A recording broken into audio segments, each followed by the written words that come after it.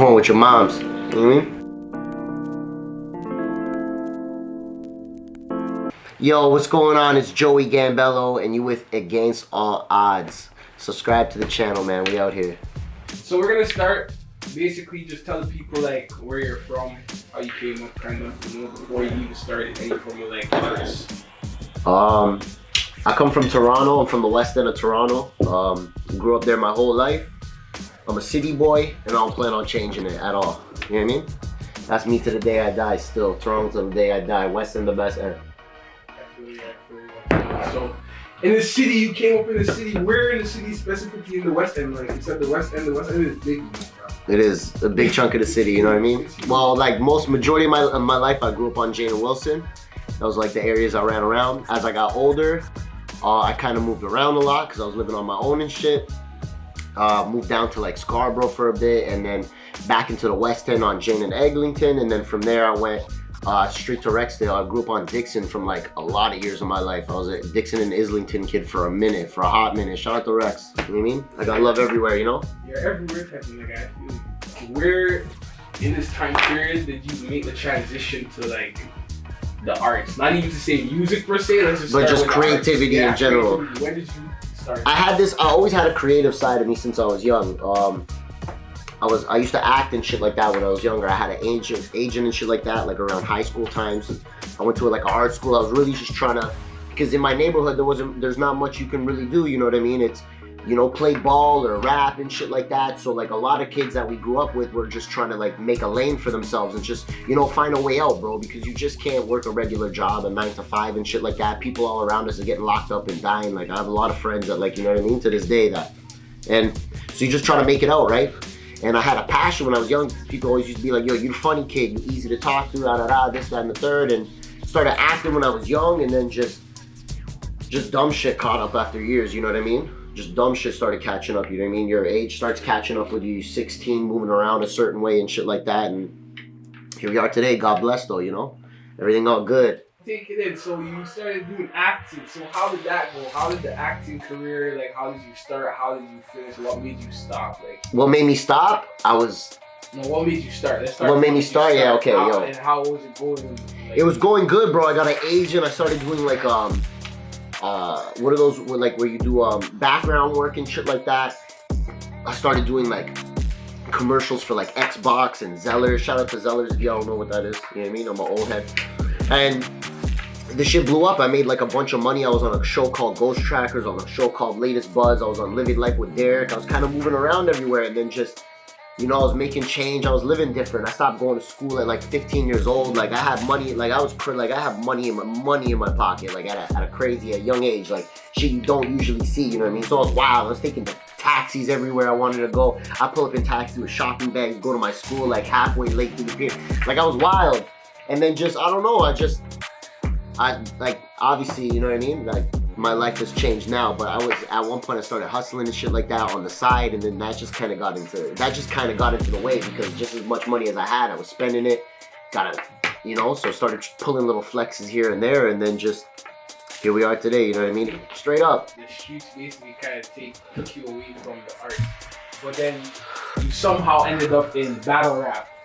So, because it was a form of where I was from, you know what I mean? Like, acting's cool and shit, and it brought me around a lot of people that, like, I didn't know how to, like, where I'm from, how I dressed, how I grew up, the way I spoke and shit like that.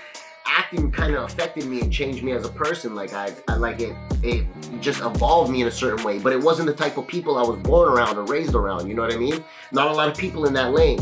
And then rap was just the closest thing that felt like home, and it still was a creative process to, like, let anything out, you know what I mean?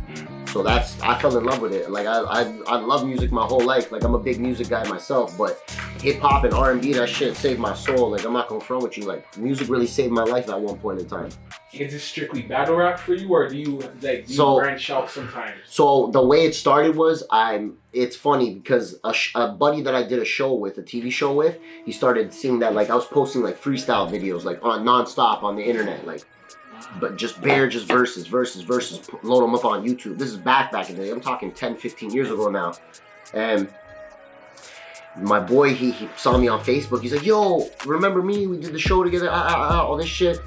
And he was like, yo, I got a studio. I'm kind of doing beats and music. So I went up there. He lived in Oakville or shit like that. So I used to take like the GO train all the way out there. Boom, every weekend we'd go out there, you know what I mean? Trying to make some songs. I was making songs, and then he showed me, he's like, yo, I have this thing called battle rap. Have you ever heard of battle rap? And I'm like, yeah, like the lunches, the neighborhood corners and shit like that. Like, and at one point I was known as that white kid in my area. Like Joey was the kid, the white boy that spit, you know what I mean? Like that white boy goes crazy type shit.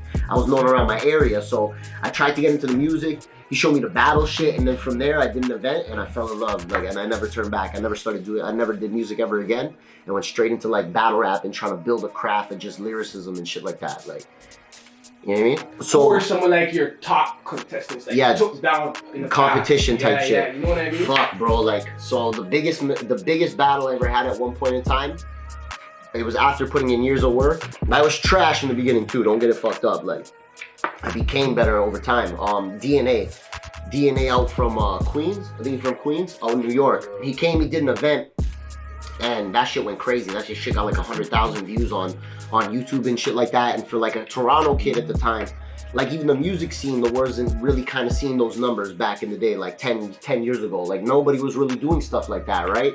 And that was my first big thing. That shit went on World Star Hip Hop, and it was crazy being like 18 years old, 20 years old or something like that, and just like getting the notoriety where like I'm getting a name from here to New York to Los Angeles, and it was crazy. That was the big breakout moment for me, I feel like. And then Real Deal, man, there's a bunch of names. Gage. I've been all over like New York and shit like that. Like every part of New York I've traveled and battled at. Detroit, Boston, LA. I'm about to go to England in about a month or something like that. I'm battling some cat out in England and shit like that. So they booked my ticket, booked my flight, and I think it's beautiful to say, like, you know, just a kid from Toronto being able to like just off lyrics make it to the other side of the world is incredible to me, you know what I mean? And that's what this shit I do it for, you know? I love this shit. I'm not gonna front. I love this shit. I love this shit like my daughter, you know what I mean? Shit, like King of the Dot, the way that shit came about, bro, just kept working and bothering the guys that ran the league. Be like, yo, put me on, and they never wanted to give me the opportunity, you know what I mean? Like they had like so many other things going on. They were like, King of the Dot at this point was like out of this world. They were running some of the biggest events, hundreds of millions of views. Like it was crazy, right? So like being the small guppy in a big pond, like they don't really pay attention to you, you know what I mean? So the main thing at that time was like building a buzz within my group of the group that we ran, like the league that I was from, and making enough noise where we'd show up to events 30, 50, 60 people deep. Like the first battle I ever did, I brought 70 people from my neighborhood. Like the whole shit, like I packed the whole bitch out. Like, yeah, that's how you make noise. Like that's how you get crazy. Like, that's how you get crazy. Yeah, like 16 years old, no fucking ID. I'm battling these 50-year-old guys, and I'm like 60 deep in this bitch. Like, and say the wrong thing, and like that's why I feel like now. Sorry, I'm rambling. Like you'll catch me rambling a lot. Like that's why I don't bring a lot of people now, because they like a lot of people I grew up with, they won't understand it. From King of the Dot, I did I was doing a couple battles for them. That's where I kind of did like a lot of stuff out of city. New York and Boston and Detroit and shit like that, and then from there it just I got picked up at Smack. I had this clip go viral on Twitter, like 100,000 views on Twitter, 500 retweets and relikes and shit like that, and it went crazy. And I did a Smack battle. I did 2 Smack battles. I never signed a contract because my soul's not up for sale, and like. But that's a whole different other story. But like, yo, it was an experience and a half. I battled in Virginia and shit like that, all over, bro. Like, there's some places that I can't even remember right now that like how many spots I've been in. You know what I mean? The middle of the trenches in the Bronx and Brooklyn and shit like that. Dungy ass, like 50 people in there smoking bare trees in this spot, just drinking and just packed wall to wall, like. And I'm this tiny white boy just going the fuck in. You know what I mean? You already did a little acting. You already did battle rap in the street. You're still doing it. That's what you do. And so the next thing for me is like I've accomplished as much as I can, and all I can keep doing is going to the top. So there's levels that I want to hit, but what I want to do is I want to rebuild Toronto as a scene and a brand. So like beast mode is like my main concern right now. The league that I came from, that gave me and a couple of guys, like we breeded like superstars from like where we from, like my little league, you know. So now I want to keep that flag going. And I want to build up people like J.O. Riz, Apex, Uncle Buzz, Chili Palms, A1, Skrilla Cam, man, there's the list goes on, and like I want to give them the opportunities that I felt that I didn't have, and like I had to push forward and really kind of break the door open, and now it's time to like lend a helping hand back to the people that like, you know, out of my league, and kind of build us up together and have like a strong team. If I had like 30 of me, 20 of me, we'd be unstoppable. Like we would be the best. You could not stop Canada. If there was 20 of me right now, if I had 20 other of me, we'd be unstoppable. You couldn't fuck with us. You could not fuck with us at all. As fuck, man. I got England coming up April 26th. Who you battling? What's going on in England? So his name's Rivers. So he's this new guy coming up over there, and I guess they're bringing me over there to kind of like bring a little bit more exposure to their scene and their guys. You know what I mean? So I'm just gonna go and show out April 26th down in Manchester, England. You know what I mean? Like UK. You know what I mean? My first premier battle league. Shout out Shoddy Horror. Shout out Shoddy Horror. Shout out Briz. They holding it down. They gave me the opportunity. I'm gonna jump out there. I'm gonna show out and, you know, go crazy. You know what I mean? See this. That's right. Mafia. We all do this. Fam, yo, and if you gotta put 100% of the effort. The problem is people try and they give up. No matter what, you gotta keep pushing, because if nobody believes in you, you have to believe in yourself. Until the unbelievers become the believers. You know what I mean? You gotta force it into people's heads that like, yo, I'm the one, I'm the fucking guy, I'm the guy, and they don't believe it till you keep putting in the work. You know what I mean? And keep going. Give me that shit again.